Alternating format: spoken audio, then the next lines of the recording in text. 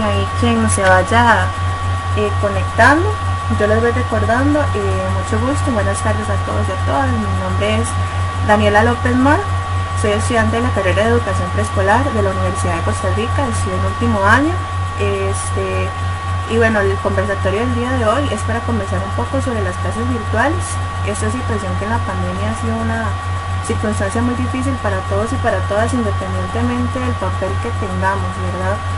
Pero es un papel que ha sido muy duro para los padres y las madres o acompañantes de cualquier niño o niña de cualquier edad, ya que les ha tocado tomar un papel que no es el que antes estaban acostumbrados, que es el ser el acompañante o, entre comillas, inclusive docente en el hogar. Entonces ha sido toda una experiencia que inclusive yo como docente he tenido que afrontar y no ha sido nada fácil.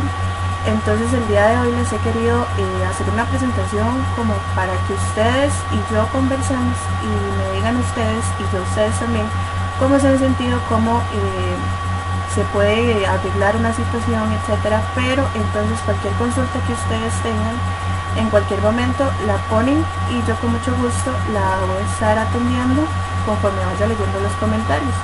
Entonces en cualquier momento yo cuando vea el comentario, no importa que interrumpa la presentación, si es una respuesta que les puedo dar, con mucho gusto se la doy. Entonces comenzamos con uno de los puntos más importantes para mí, y es algo que muchas veces los padres y las madres difícilmente piensan, porque con toda la razón del mundo suelen pensar mucho solo en su hijo y en su hija, en que quiero que él o ella sea feliz, y nos olvidamos de que a veces nosotros como hijos también queremos ver a nuestros papás felices, y eso es muchas veces lo que hace que nosotros como hijos o hijas nos sintamos incluso tristes o estresados. ¿Por qué? Porque vemos que nuestros papás o mamás no están bien, sea cual sea la situación. Entonces, un aspecto importantísimo para que los niños y las niñas en el hogar estén bien concentrados en lo que tienen que hacer es saber que sus papás están en la capacidad física y emocional necesaria para hacer las cosas y las tareas diarias. Entonces, cuando ellos vean el ejemplo de sus padres o madres o acompañantes o con quien sea que vivan, ellos van a sentirse bien cómodos y van a sentirse en seguridad y no se van a sentir estresados de verlos a ellos estresados también. Es importante establecer vínculos socioafectivos sanos, en el sentido de que obviamente hay problemas en el hogar, en todo hogar hay problemas, hay pues faltas de entendimiento entre las partes, o sea, la convivencia es muy difícil, no es que van a tener una convivencia perfecta, pero algo que sí es importante es tratar de que los vínculos sean sanos. De que hay problemas, está bien, hay problemas, pero hay que saber arreglarlos, y también vamos a hablar de eso un poquito más adelante. Uno de los otros puntos más importantes es el ambiente sano, como les digo. ¿Pero por qué? Porque los niños y las niñas se sienten frustrados, estresados, agobiados, tristes, y se sienten de energía negativa súper llenos siempre, y parece que no afecta, pero créanme que sí afecta mucho a los niños y las niñas en el aula o a través de la pantalla. Se les puede notar cuando están así agobiados, estresados, tristes, de la manera que sea, se les nota muchísimo, y es algo que hace que el rendimiento escolar vaya decayendo.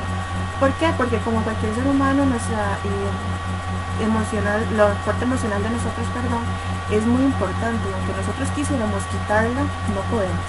O sea, nuestro cuerpo dice, lo emocional también es importante, y podemos tener muchas cosas por delante que lo emocional siempre va a tratar de tomar la atención y estar bien. Entonces, esas partes negativas de la emoción del niño o la niña por ese ambiente que no está siendo sano, le va a causar distracciones, desconcentración y pérdida de motivación. Y con esas cosas que el niño o la niña ya presente y ya vaya perdiendo, su rendimiento académico va a ir decayendo por diferentes circunstancias. Otro de los puntos es tener un vínculo con el acompañante. Durante las clases virtuales es vital que el niño o la niña tenga un acompañante. ¿Por qué? Porque ellos están acostumbrados a un sistema totalmente diferente, y todos lo estamos en realidad.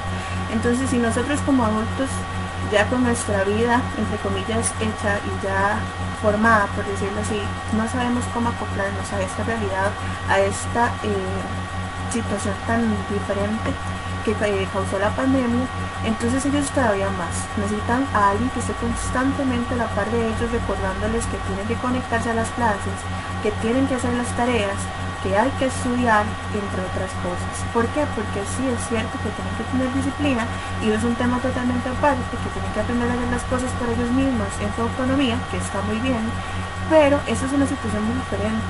Y como les digo, está lleno de falta de motivación, de agobiarse, de sentirse mal, entonces por eso es que necesitan un apoyo en un acompañante. Tal vez no todos y todas podamos estar a la par de ellos todo el tiempo, recibiendo toda la clase o haciendo con ellos todas las tareas, por supuesto que no, pero por eso es muy importante que en el punto que voy a hablar más adelante de las rutinas y los horarios estén incluidos así idealmente alguien en el hogar para que siempre acompañe al niño o a la niña. Y que, perdón, con esa persona acompañante tengan un vínculo de seguridad y de confianza. Que no sientan que si digo que me siento mal, que si digo que me siento frustrado, que estoy estresado, que no tengo ganas, que esa persona me va a tratar mal, me va a gritar, me va a decir que tengo que hacer mis tareas o no hay tal cosa, por decirlo así, que no sientan que eso me daño, que no sientan que es una persona que me está presionando, sino que sientan un vínculo de confianza y de seguridad, que si se sienten mal, pueden recurrir a ellos y buscar una solución juntos para seguir adelante. Recuerden que pueden decirme cualquier consulta que tengan y yo se los estaré contestando. El otro punto, como les digo, es la motivación. ¿Qué podemos hacer para trabajar la motivación con los niños y las niñas? Hay bastantes cosas que para ellos son muy grandes y representan cosas muy increíbles que de verdad cambia vidas. O sea, la motivación realmente cambia vidas y es algo que yo puedo decir toda la vida y es algo que se comprueba. Entonces, ¿cómo podemos trabajar la motivación? Hay una estrategia muy bonita, bueno, hay muchas estrategias en internet en realidad que ustedes buscan y están orientadas por psicólogos y psicólogas profesionales, donde lo que hacen es poner metas y logros a largo plazo o a corto plazo y se las ponen como motivación en las paredes de los cuartos, de la sala, dependiendo de cómo ustedes como jefes o jefas de hogar lo deseen tener, pero un espacio muy bonito es en el cuarto de ellos. ¿Por qué? Porque entonces ellos cada día, cuando se sientan agobiados, cuando se sientan tristes, no importa cómo estén sintiendo, van a recordar y van a ver esa fotografía de cuando ellos quieran graduarse, por ejemplo, o cuando ellos quieran en cierta cantidad de tiempo lograr otra cosa. Entonces pueden primero poner las motivaciones, entonces ponen en tantos años yo voy a hacer esto y yo voy a lograr esto, y entonces ya después con los logros, yo hace tantos años logré esto, o yo hace tanto tiempo logré eso otro. Y entonces se ponen fotografías, se ponen en letras de la manera que al niño o niña le llame la atención y que cada vez que lo vea en su cuarto o en cualquier otra parte de la casa se sienta bien y se sienta motivado. También con la utilización responsable del método de castigos y recompensas es otra cosa que también sería muy bueno buscar en acompañamiento personal, o si no en internet, como les explico, hay muchas ya mediadas por psicólogos y psicólogas profesionales, ya que es algo que es muy peligroso utilizar simplemente porque si los métodos de castigo y recompensa es un estilo de crianza que no es que esté bien o esté mal, por supuesto que cada quien tiene la libertad de hacerlo como desee, pero para que la disciplina de los niños y las niñas sea exitosa, por decirlo así, y se logren los objetivos que cada quien tenga, es importante hacerlo de la manera correcta, no castigar porque sí o sin objetivo alguno, y tampoco dar recompensas porque sí sin motivo alguno, y mucho menos mezclar cuando sí, cuando no, porque los niños se confunden y entonces pierden el total objetivo de ese método. Entonces por eso es que les invito a investigar un poco sobre el tema, porque claro que es muy beneficioso a veces utilizarlo. Entonces si lo quieren utilizar, que sea bien hecho.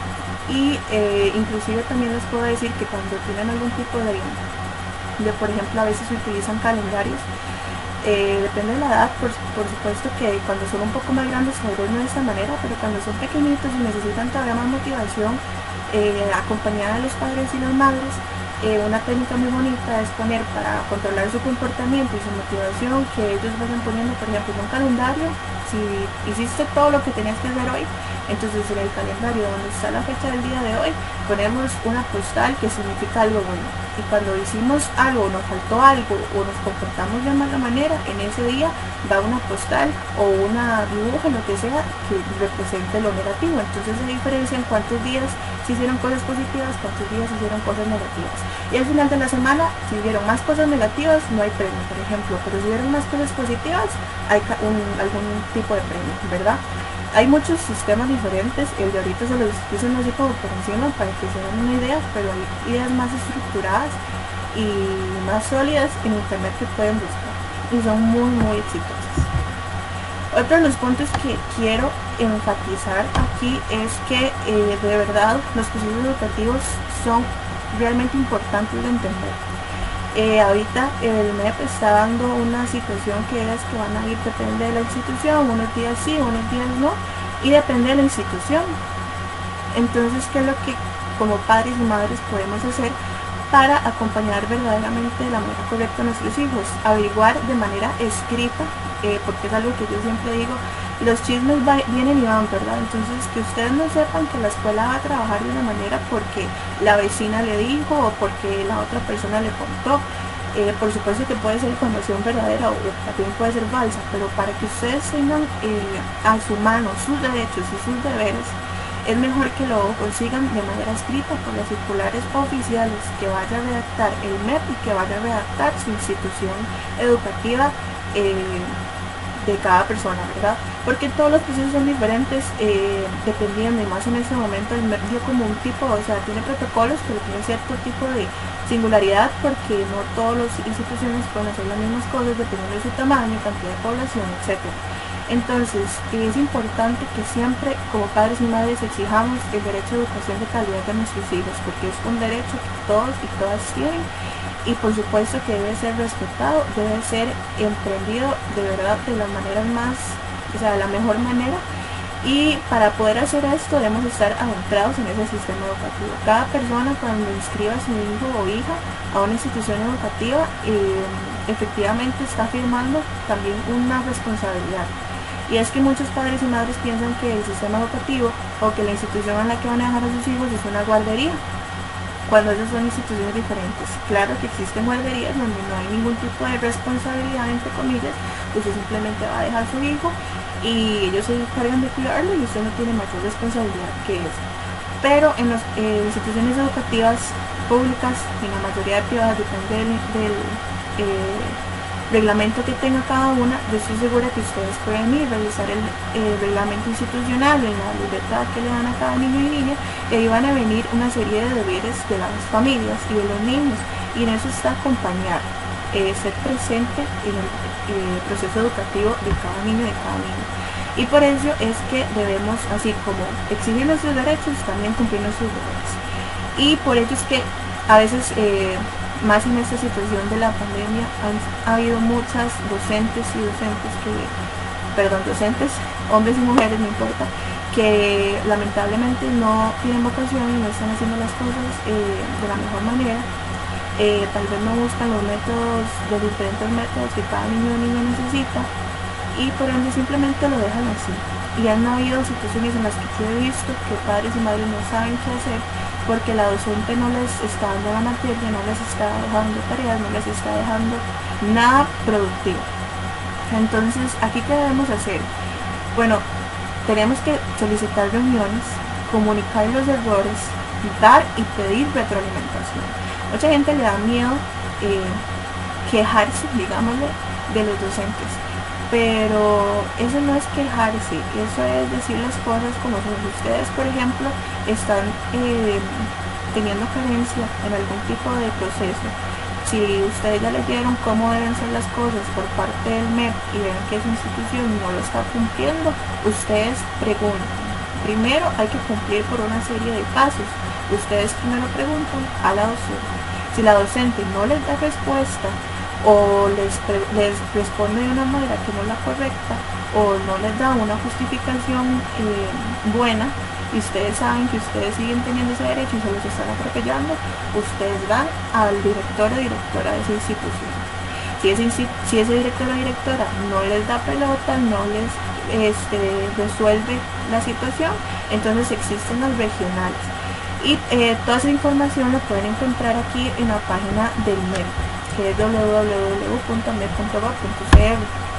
Ahí pueden encontrar los pasos de cómo poder denunciar cualquier tipo de situación, así sea que no se esté cumpliendo con los lineamientos que les están mandando, que no se esté dando las clases de la manera correcta, y por supuesto también cualquier cosa que sea más grande, ¿verdad? O sea, fuera de las clases virtuales, en cualquier momento presencial, también pueden denunciar cualquier situación menos o más grave. Esa página está toda la información y les invito de verdad a hacerlo, porque existimos docentes que tenemos vocación y que siempre buscamos la manera de ayudar a nuestros alumnos, pero lamentablemente también existe la otra parte que no le interesa mucho, sino nada más trabaja por trabajar o lo que sea, y no cumple las cosas como deben ser. Y no es justo que nosotros por miedo les quitemos el derecho a la educación de calidad a nuestros hijos y hijas. Entonces también les sugiero que de verdad estén detrás de cuáles asignaciones se dejan, de cuáles tareas, de cuáles lecturas. Depende mucho de la edad, como les digo, en preescolar, primaria, secundaria e inclusive universidad se están haciendo las cosas muy diferentes. Entonces es responsabilidad de cada padre y madre, cuando son menores de edad, que estemos detrás de ver cuáles son las cosas que hay que entregar, cuáles son las cosas que hay que hacer. El otro punto muy importante es cuanto al espacio. El espacio a veces nos pintan que tiene que ser así, ¿verdad? Perfecto.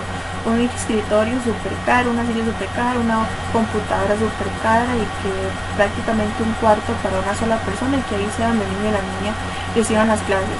Y pues eso sería lo ideal, pero la verdadera realidad es que eso no es así. Muchos niños y niñas no cuentan con un espacio adecuado para poder recibir las clases virtuales, y por ende se llenan de distracciones, de dolores, de muchas cosas. Lo que se recomienda es que dentro de las posibilidades consigan cualquier tipo de silla, inclusive si no tienen una silla, ustedes acoplan para que se sienten en el piso, de manera que la postura de la espalda esté de manera correcta, y que al frente tengan una tablet, un celular o una computadora, lo que sea, también esté en la altura correcta, para que el niño y la niña no se llegue a lesionar la espalda, el cuello y un montón de partes del cuerpo que se llegan a lesionar por las posturas que toman a la hora de tomar las clases virtuales. También es importante un lugar que tenga buena iluminación, no importa si les piden poner cámara o no. Lo importante es que el niño y niña sienta un cuarto iluminado, donde se sientan motivados, porque si se ponen en un cuarto que está oscuro, le da tristeza y le da falta de motivación y empieza a dar sueño, etcétera, etcétera. Es importante la ventilación por la misma situación, además de por la salud, que haya orden.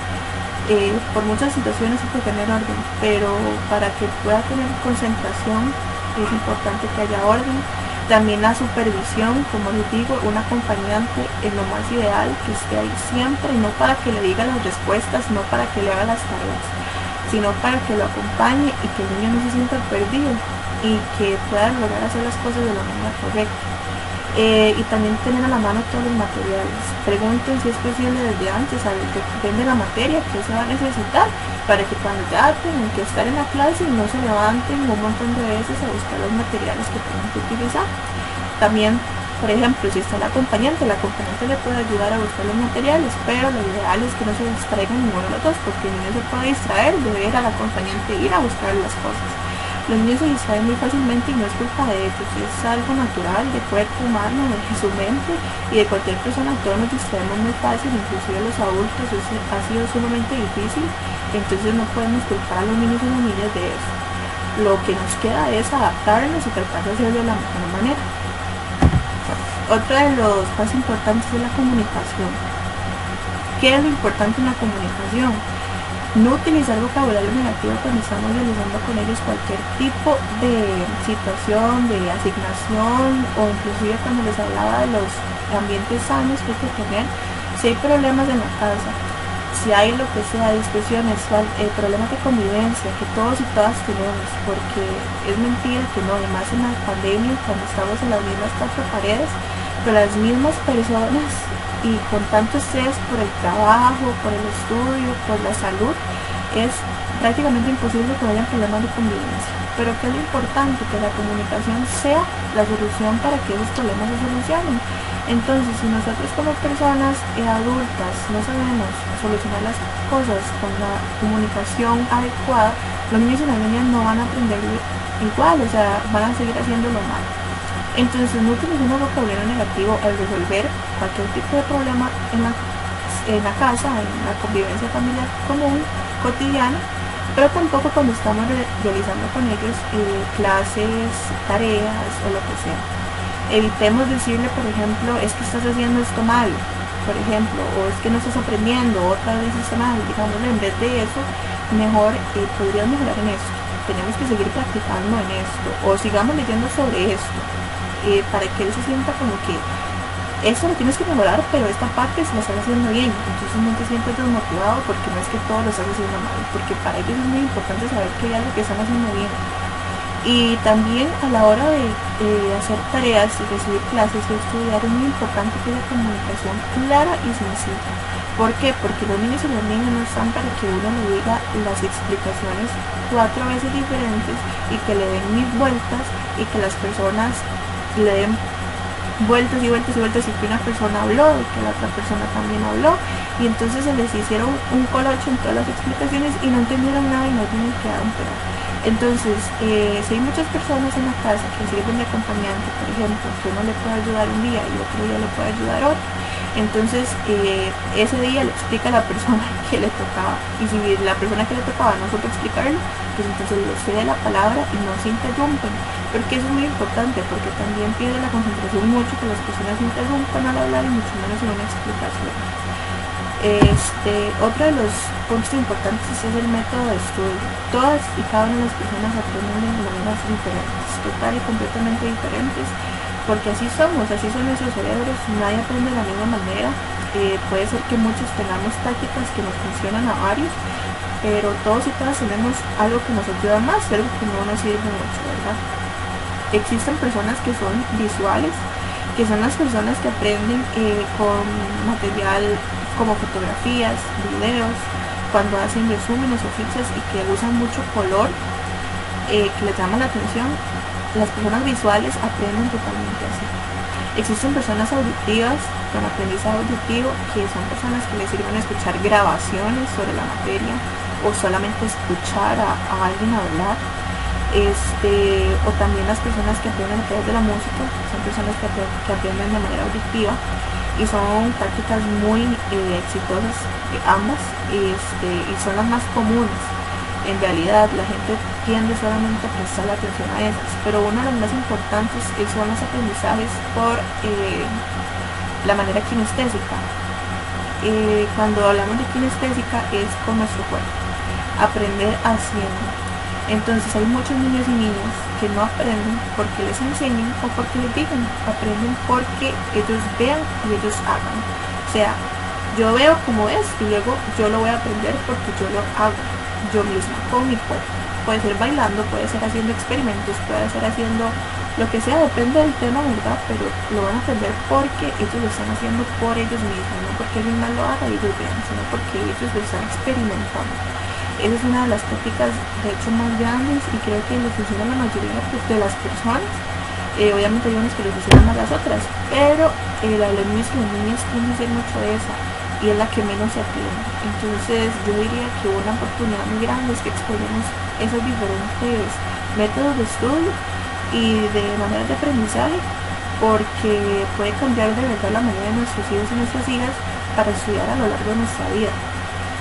Pueden aprenderlo desde ahora y se van a dar cuenta que les va a funcionar para mucho tiempo adelante, ¿verdad? Entonces pueden ser fichas, resúmenes, esquemas, dibujos, experiencias, videos, imágenes, utilizar muchos colores o utilizar audios, ¿verdad? Otro de los puntos más importantes, como les decía anteriormente, es la rutina y los horarios. Entonces, en la rutina y los horarios, ¿qué es lo importante? Ojalá hacerlo de manera física, ¿verdad? Establecer un horario y una rutina que esté escrita en un papel. Ustedes lo pueden diseñar de la manera que quieran. pueden diseñarlo con colores en la computadora, en físico, en como sea, en una pizarra, de la manera que ustedes gusten, pero que eso sí quede claro en una manera física para que los niños lo puedan ver en la sala, en sus cuartos, donde sea. Esa es una estrategia súper buena para que ellos siempre tengan presente, así como las metas, las motivaciones, los logros, etcétera, porque lo van a ver diario, lo van a ver a cada rato y lo van a saber tener grabado en su mente y lo van a terminar haciendo porque se van a hacer costumbre. Tiene que ser llamativo, visible. Si los niños y niñas aún no saben leer, pueden utilizar dibujos para que ellos entiendan, y ya cuando saben leer, pues pueden utilizar letras. Lo importante de eso también es poder cumplirlo siempre, tener constancia. Eso es muy importante. La constancia es sumamente importante para que estas cosas funcionen, porque mucha gente lo empieza a hacer y luego a los días ya lo deja, y entonces dice, ay, es que eso no funcionó. Pero es que no haya funcionado, es que ustedes no tienen constancia y por ende no tuvo un proceso, no funcionó. También fue muy importante porque muchas veces piensan que los itinerarios nada más es estudiar, y pues no, precisamente no. Hay que incluir ahí también una alimentación saludable entre las comidas, entre los momentos de estudio, incluir descansos, pausas activas, que ellos puedan liberar tensión, puedan liberar un poco la carga, y por supuesto incluir dormir la cantidad de horas necesaria. ¿Para qué? Para que el cuerpo esté sano y esté en funcionamiento correcto. Entonces es importante que se tengan también, como les digo, el horario de práctica o estudio necesario para que los niños y las niñas puedan tener un mejor rendimiento, pero no depende solamente de eso. Como les digo, tenemos que pensar en muchas otras cosas y no los carguemos, porque muchos pueden pensar, es que le va a poner un montón de horas solamente un día y así estudia. La mejor estrategia es ponerle una hora todos los días, por ejemplo. Es un ejemplo, depende mucho del grado y el nivel en el que esté el niño o niña, pero no le recarguen en un día, porque probablemente ese día de muchas horas no le vaya a funcionar. Es mejor poquito en varios días. Y un punto muy importante que no se toma en cuenta es la recreación. Tanto los niños y las niñas como los padres y las madres deben tener tiempo de calidad de recreación. ¿Por qué? Porque son momentos en los que todos liberamos energía, endorfinas y todo lo que necesitamos para también estar saludables. Existe deportes, tiempo en familia, jugar de cualquier manera. El juego libre es de las cosas más enriquecedoras que puede existir. Leer, la música y el arte son cosas que no es que estén perdiendo el tiempo, no es que no estén haciendo nada durante todas las actividades, están haciendo y mucho. Entonces hay que respetar ese espacio, hay que acompañarlos en ese espacio si es posible, y si no, también dejarlos solos, respetar su privacidad un poco y dejarlos hacer ellos lo que les guste hacer. Y créanme que dejarlos hacer lo que les guste hacer durante su tiempo necesario es lo que va a hacer que mejoren su rendimiento académico también. Y por último y más importante, quise recalcar que no existe la perfección.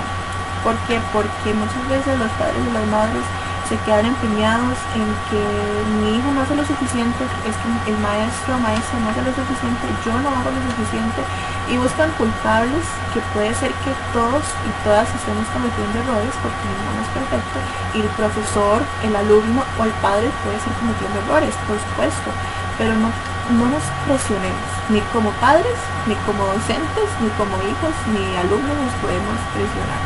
Lo importante es que esa es una situación que nadie esperaba, que nadie estaba preparado para llevar, y se está sacando adelante juntos. O sea, esto no funcionaría si los docentes no ponen de su parte, si los alumnos no ponen de su parte, y si los padres y madres no ponen de su parte.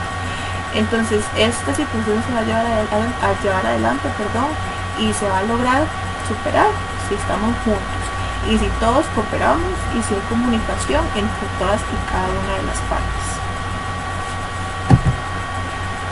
Voy a dar un espacio por si alguna persona tiene una consulta. De todas maneras, esta grabación va a quedar grabada y va a estar presente en la página de la biblioteca. Entonces cualquier consulta que tengan, Se puede responder ahorita, en estos momentos, o se pueden mandar después a través de la página. Esperamos que de verdad logren poner en práctica y mejorar el rendimiento académico de todos los chicos y las chicas. Es muy importante también, como les digo, mejorar la convivencia para que esto sea posible.